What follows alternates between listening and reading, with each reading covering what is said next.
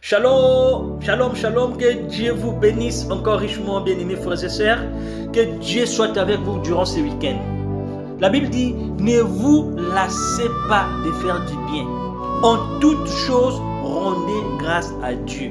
Si vous faites du bien à vos prochains, si vous faites du bien à vos familles, continuez à le faire. Parce que la personne qui fait du bien ne manque en rien. Le Dieu très haut est toujours là. Celui qui est riche en miséricorde, celui qui est riche en bonté, se souviendra toujours de cette personne. Regardez cette femme qui n'avait pratiquement plus rien. Le prophète est arrivé chez elle. Le prophète lui demande de lui faire à manger.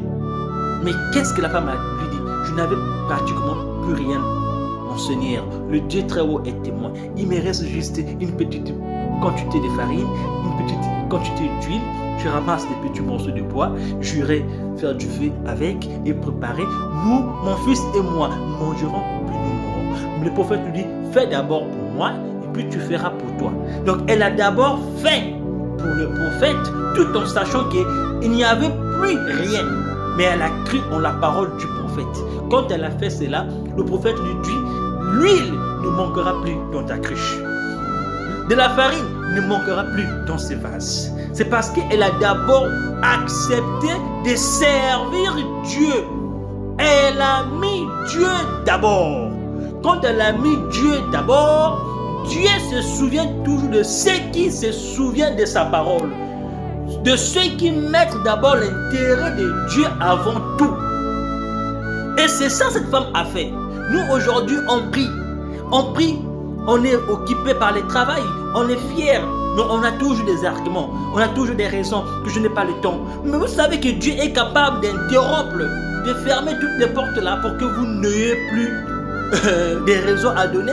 Et Dieu vous donne encore plus de temps de le servir.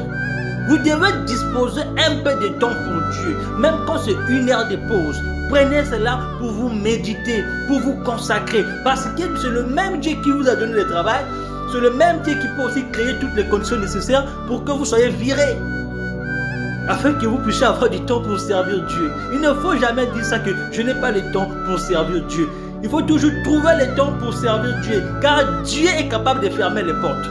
Regardez la femme. Elle a d'abord servi Dieu avant de se servir.